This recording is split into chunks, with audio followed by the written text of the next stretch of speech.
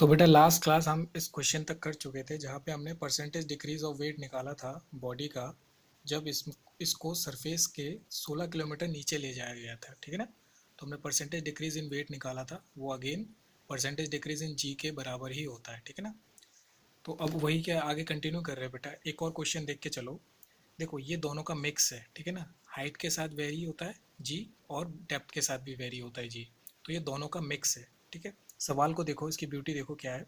Eight what height above the earth surface is the value of g same as in the mine 80 kilometre deep.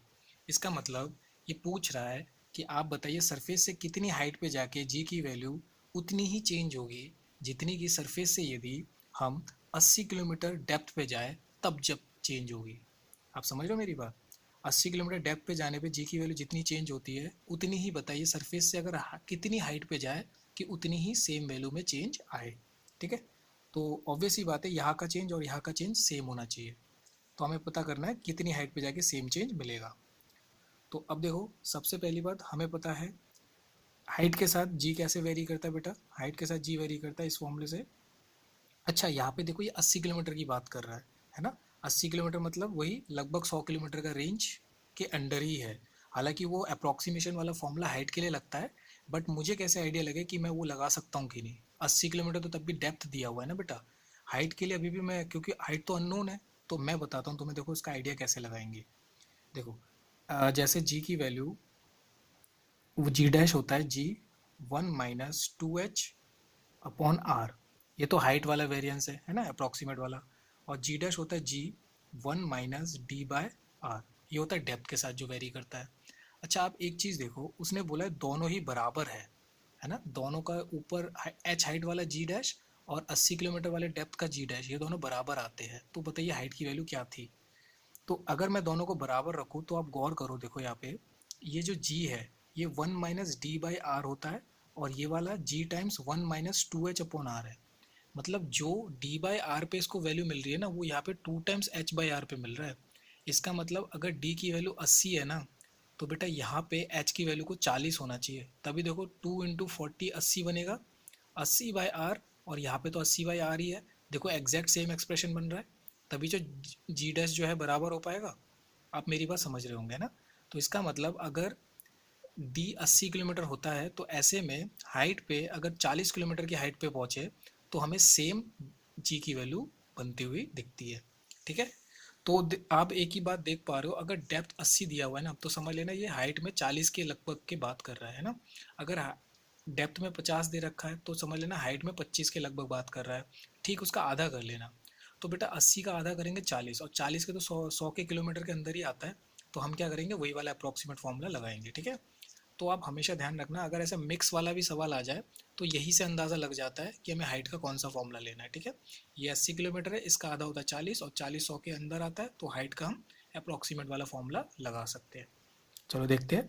तो height का formula लगा है, मैं यहाँ पे जी डैश की जगह जी एच लिख देता हूँ, क्योंकि दोनों ही जगह जी डैश आता है। ये हाइट के साथ फॉर्मूला कैसे चेंज होगा हमारा, जी 1 - 2h/r। ठीक है ना। इसको अभी एज इट इज रखते हैं, हाइट तो पता नहीं है, इसको फर्स्ट मान लो। और डेप्थ के साथ g at d equals to g times 1 - d, जो कि 80 दिया हुआ है, 80/r। ये बात क्लियर है। इसको सेकेंड मान लेते, दोनों को डिवाइड कर देते बेटा। ठीक है। दोनों को डिवाइड कर देते, या एक काम करते हैं दोनों को इक्वेट कर देते, सॉरी। ठीक है, क्योंकि डिवाइड करने से तो आएगा ही आएगा, इक्वेट करने से ज़्यादा आसानी से आएगा। तो दोनों को जैसे इक्वेट करेंगे, एल हमें पता है दोनों का बराबर है। वो कह रहा है ये जी डी और जी एच बराबर है, g h equals to g d. ठीक है ना। तो जी एच जी टाइम्स 1 - 2h/r बराबर जी टाइम्स 1 - 80/r।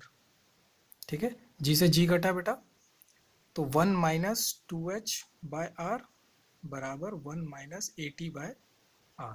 ठीक है। आर की वैल्यू भी लास्ट में रख देंगे। 1 से 1 भी कटा, और फिर दोनों माइनस माइनस के टर्म्स बचे, उनके दोनों के माइनस काट दिए हमने। ठीक है। और दोनों के माइनस काटने और नीचे दोनों के आर काट दिए बेटा। तो यहाँ पे बचा 2h इक्वल्स टू 80 किलोमीटर, या h इक्वल्स टू 40 किलोमीटर, है ना।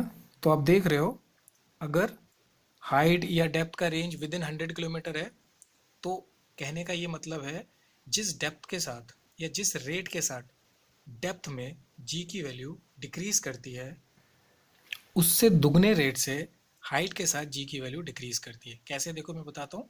अगर आप 80 किलोमीटर नीचे गए ना बेटा, तो ये डिक्रीमेंट है।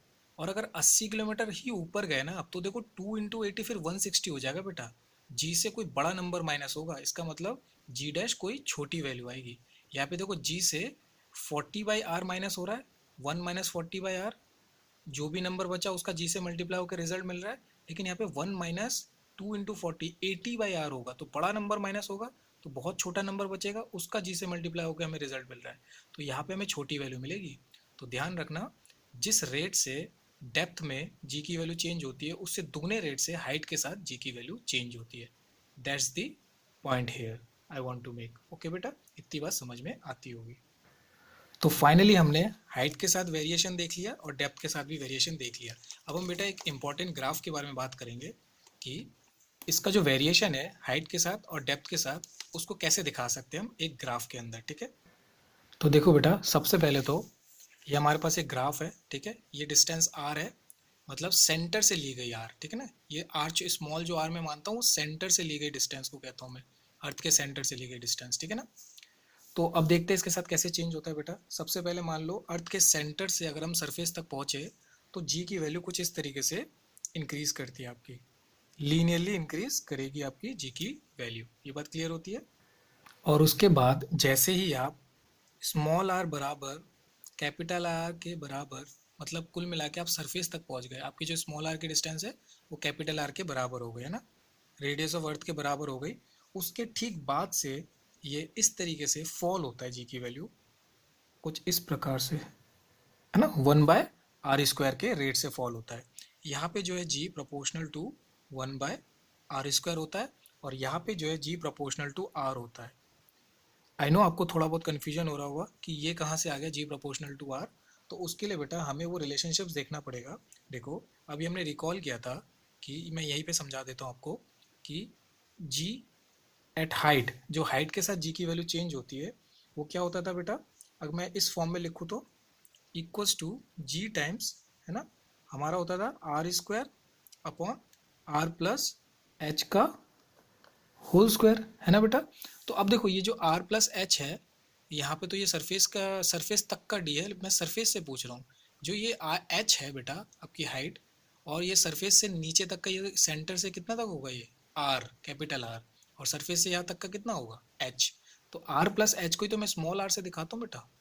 स्मॉल आर होता है सेंटर से डिस्टेंस किसी पॉइंट की। ठीक है ना बेटा, तो ये आर प्लस एच को, ये जो आर प्लस एच है उसको मैं स्मॉल आर से दिखा सकता हूँ।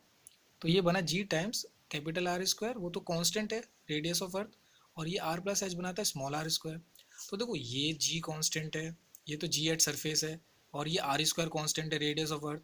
ये वेरिएबल कौन है, ये स्मॉल आर, क्योंकि बेटा जैसे जैसे एच की वैल्यू बढ़ेगी तो आर प्लस एच की भी वैल्यू बढ़ेगी, तो कुल मिला के स्मॉल आर वेरिएबल है। तो यहाँ पे मुझे दिखता है हाइट के साथ अगर मैं देखूँ, तो g at height is inversely proportional to 1/r², ये मुझे पता चला है ना। क्लियर है, हाइट के साथ ऐसे स्क्वायर टाइम्स इनवर्स घटता है। ठीक है, अब अगर मैं डेप्थ के साथ देखूं, तो जी विथ डेप्थ ये बराबर था जी टाइम्स 1 - d/r। ये रिलेशन था कि नहीं हमारा। ठीक है बेटा, अच्छा बहुत बढ़िया। अब देखो इसको मैं एलसीएम लिया अगर मैंने, जी r - d अपॉन आर बना कि नहीं बेटा, ये एलसीएम लिया मैंने यहाँ पे, है ना।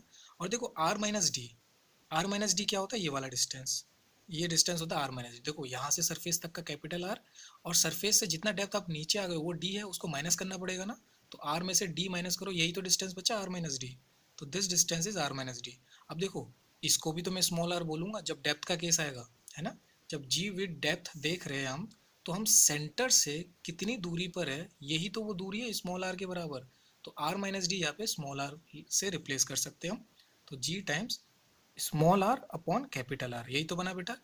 अगेन ये तो जी एट सरफेस है, ये कांस्टेंट है, ये रेडियस ऑफ अर्थ है, ये भी कांस्टेंट है, बस ये स्मॉल आर वेरिएबल है, क्योंकि जैसे जैसे आप और डेप्थ में जाओगे तो ये r - d की भी वैल्यू चेंज होगी, कुल मिला के पूरा टर्म चेंज होगा डी की वजह से, है ना।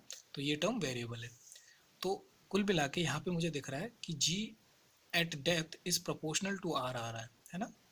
वो सेंटर से जो दूरी है उसके डायरेक्टली प्रोपोर्शनल है, और जबकि हाइट के साथ g at height it is inversely proportional to the square of distance from the centre. आपको ये बात समझ में आती होगी। तो इसीलिए बेटा मैंने जब तक मैं सेंटर से अर्थ के सेंटर से सरफेस तक जा रहा था तब तक अर्थ के सेंटर से सरफेस तक जाने में जी की वैल्यू देखो लीनियरली इंक्रीज हो रही थी, है ना, डायरेक्टली प्रोपोर्शनल था। इसीलिए जैसे सरफेस पे पहुंचा उस समय जी की वैल्यू आपकी क्या होती है, मैक्सिमम होती है। At r equals to capital R पे जो आपकी जी की वैल्यू होती है वो मैक्सिमम होती है। यहाँ पे मैं इस जी को क्या बोलूँगा, जी एट सरफेस, यही मैक्सिमम वैल्यू होती है। आप देखो ना ये ग्राफ इसके ऊपर थोड़ी ना जा रहा है, मतलब यही मैक्सिमम वैल्यू अचीव करी, उसके बाद तो ड्रॉप हो रहा है। तो फिर अगर हमने आर की वैल्यू और बढ़ाई, सरफेस से भी ऊपर जाते गए, तो देखो जी की वैल्यू ड्रास्टिकली डिक्रीज होती है। क्यों? क्योंकि अब इन्वर्सली प्रोपोर्शनल है, मतलब आर बढ़ेगा तो अब जी डिक्रीज करेगा सबसे पहली बात, और वो भी स्क्वायर टाइम्स, मतलब बहुत तेजी से डिक्रीज करेगा। तो फाइनली इस प्रकार का हमारा पैटर्न बनता है। आई होप ये ग्राफ आपको क्लियर होता होगा। ठीक है।